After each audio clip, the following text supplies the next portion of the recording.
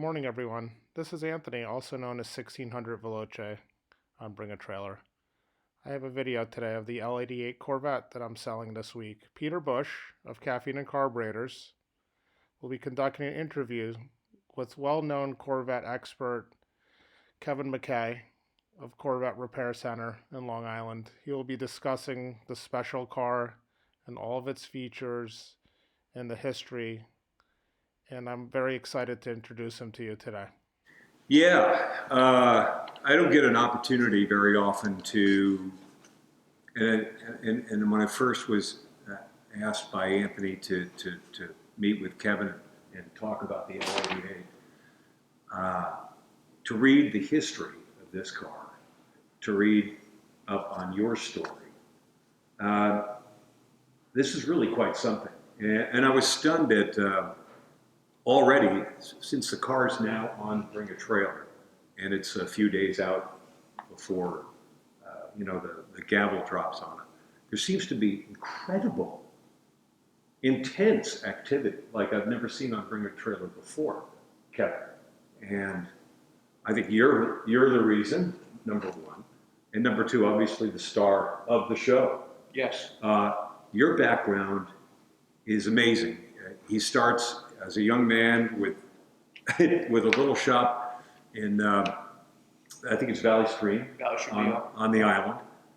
And then I read that the first thing you did was with virtually no money, or I don't know how you got the money, I won't ask, but you put everything into buying a Corvette because obviously you had grown up as a huge Corvette fan as a kid.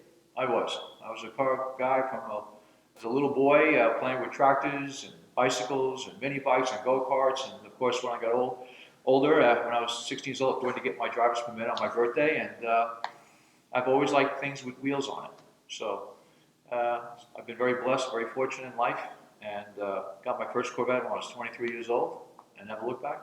How did that go? How did that go over with your family when you decided to spend all your money on a Corvette? Put my life savings in it. I brought the car home, and it was a 1964 Corvette convertible. My dad goes, "Where's the trunk?" I says, "Pop, there's no trunk."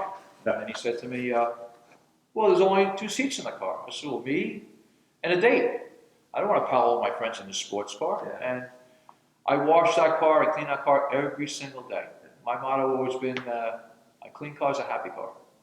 And was this before you actually were working? I guess you worked at a Chevrolet dealership. Right? Yes, I did. I worked at a few, 5 different Chevrolet dealerships as a line mechanic.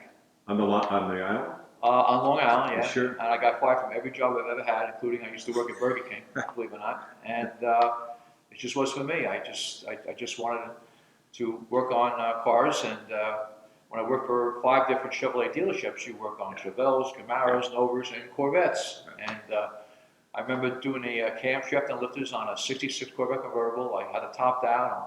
I'm driving on the open highway, and everyone's giving me the thumbs up, or girls are waving to me. I said, "This is my kind of car," and I got my first one. And this is my kind of life. My kind of life. Yeah. So you started the shop, and it's been Corvette repair since, it's what, 35 years? 36 years since March of 1985. And I want you to know, and you're watching this because you're interested, you've seen maybe the drive around with Anthony before in the car. It's incredible sounding. One of the most amazing sounding V8s that I've ever heard. It's so guttural, but it is so alluring, these cars, and your love for them turned into one of the most respected restoration facilities in the country. And what was stunning is that actually you were voted the #1 restorer of classic Corvettes in the country. How did that come about? That's a good question. I don't know. It's nothing like when you get a pat on the back from your peers. Right. I got a call, and I got a letter in the mail that back in 2018 that I was the only the top 20 restorer in the country, but the only one for Corvettes, which makes me very proud. And like I said, it's always about your team. The only good is your team. And we worked on some very, very significant race cars along those ways. And I love showing our stuff. Many of them sports racers, you know, Corvette racing cars. Oh, cars that went to Le Mans, Sebring, Daytona, Yeah. and we unearthed, actually I unearthed 13 factory LA cars that no one even heard about. Wow. I looked at old history books, we go to the library, go through telephone books to find some of the previous owners of the car, hired a private investigator, and I went after them back in the 80s. Corvette Repair has won over 1,600 awards at the best shows. And I would venture to say you've been around the globe with Corvettes. I've been fortunate, yeah. We went to Le Mans, and believe it or not, 2010 with a car that we restored. It was the class winner. The 3. Briggs Cunningham. Oh, God, Corvette. what a car. And it took us 7 years to buy that car from the gentleman, and I rode to Le Mans back in the early 90s, and I was able to get the serial numbers of all the Corvettes that raced at Le Mans. I love the fact I went shopping. you got John Fitch to come over, right? I had John Fitch and Bob Grossman at the time. Oh, and Bob. And Bob, they both were the co-drivers at Le Mans. There's a video where Fitch is about to get in the car to do the tour, the lap. Yes. And I guess they had an argument going on about which position the car was going to be in. And Fitch, and he was great. He just sort of said, "What do you mean I can't?" It's great. Oh, he's only 92 years old. Yeah, he's right. But what's really great about Fitch, we were there for 2 weeks, and we took turns keeping an eye on him. 92 years old, he liked to take a nap during the day. But he was also engaged to one of the Kennedys. No one knows this. Right. He used to play football with JFK, Robert Kennedy. John Fitch was born in 1917. And he goes, I used to be engaged to the Kennedys. Matter of fact, the mother used to love me. It was amazing. Amazing man, and a hell of a driver, and just a down-to-earth good person. But he hasn't been there in 50 years. Factory driver for Mercedes-Benz in the 1950s. I mean, just 1955, yeah. And one of the founders of Lime Rock Park. Amazing man. Yeah, that's pretty amazing. I'm very fortunate to get to know him a little bit, and he was quite a character. And boy, the stories just keep on coming. He was prisoner of war. He got shot down in a fighter plane. And crazy. He survived. Just amazing man. So in the holy grail world, like it's the holy grail of Mustangs, there's the holy grail of Porsches, we all know that. But this car is unique in that it was a production vehicle from 67 to 69. There's 216 of them. 116 69s, is that right? That's correct. 99 4-speeds and 17 automatics. It was a regular production vehicle, but Zora Dunkov didn't necessarily want to sell it to the public, I understand. It was more something to build really special for that special group of people. And that's all of us in the sort of racing community. Well, they've been developing the big block since 1962. Sure. They came out with the Mark II motor, and Mickey Thompson got 2 of them, actually. And then they came out with a couple other development Corvettes before they went to regular R-Pro production back in 67. They only made 20 of those. But I was fortunate enough where I have a car that was owned by Roger Penske, which is the development 66 Corvette. Because remember, they did test and development way before they went to regular R-Pro production. That's the way it was back then. And believe it or not, out of the 20 that were produced back in 67, 16 have survived. There's still 4 missing. And there's no secret that they had aspirations to enter the international, realm of high-level sports car racing. Well, most of those we know the Ford versus Ferrari story, right. But Corvettes had a solid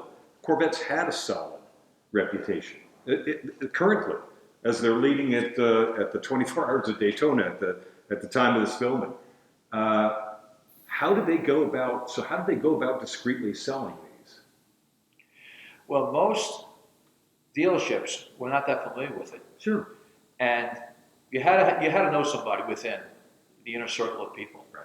And because even 67, you couldn't get a heater, couldn't get a radio, very few options. Right. You couldn't get power steering, couldn't get air conditioning. So they really were forcing those type of cars to be endurance racing. A lot of people also, they went on the track too for drag racing. Sure. So that's why there weren't that many around. They weren't that popular. And then in 68, they made 80 produced. And same thing. And then they really got into the racing part of it. And a lot of them were debuted either at Le Mans. I think 2 were debuted at Le Mans, 2 red coupes through engineering.